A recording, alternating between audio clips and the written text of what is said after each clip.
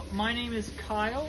I'm a service technician for AMS Galaxy, and today I'm going to show you on what to do when your JOZ feed pusher either hits an object, or in this case, a skid loader.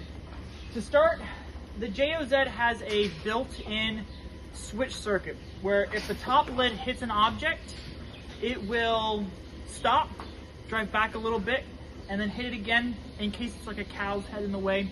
It's part of the programming. But if it fails the second time, the system will stop since it now understands that, hey, there's a large enough object here that is preventing me from moving. The red light will come on, which means attention is required. To start, we're going to open our lid and take out our controller. On our controller here, in the middle of the screen, we have an issue alarm, so we can hit it. It says our safety circuit, which is what hit the skid loader, has been tripped. Give it a second. Sometimes, if it's a hard enough collision, the safety circuit will not reset. In this case, it did reset. If it didn't, we would have to either move back the skid loader or the feed pusher. There is a eye bolt that you can loop a strap through and lift up. But in this case, we got lucky. So now that our system is blinking green and red, we should be able to drive it back.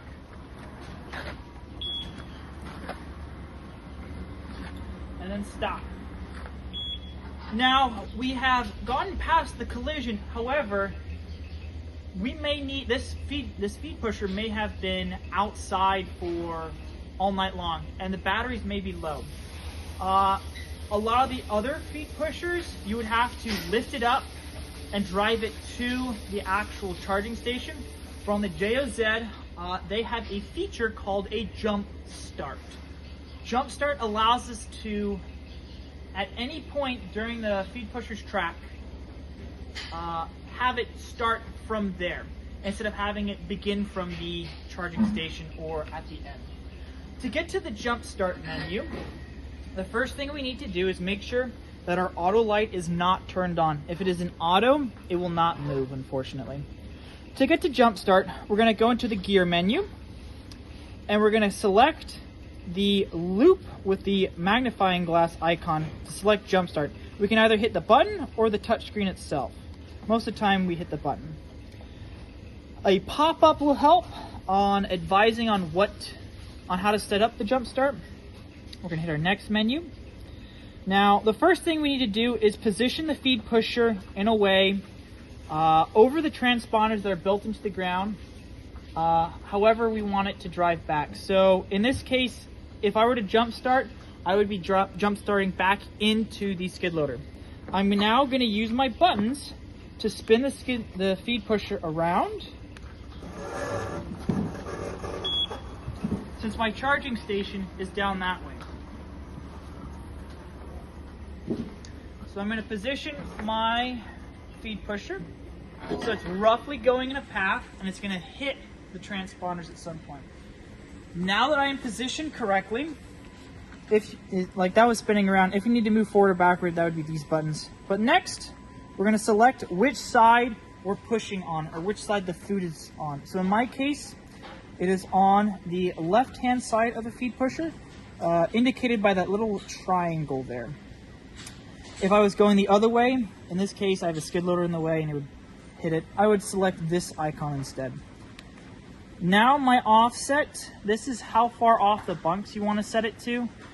Normally 25 is where you want to start.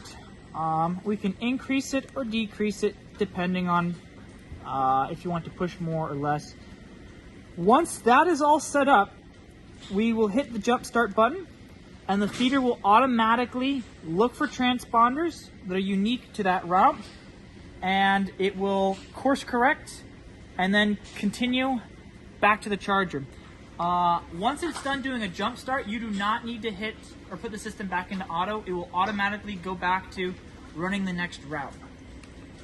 So now that I hit the jump start button, it's going to take a second.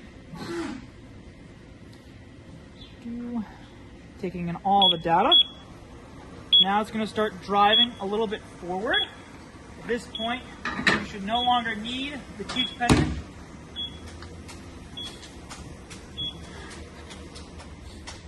It has found the right transponders, and now it's going to course correct to our 25 centimeter offset.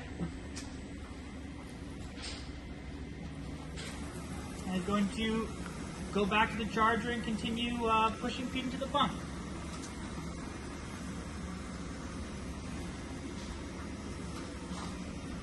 Thank you, and this has been what to do when your JOZ feed pusher hits a tractor or any other object. Thank you again for watching, and have a great rest of your day.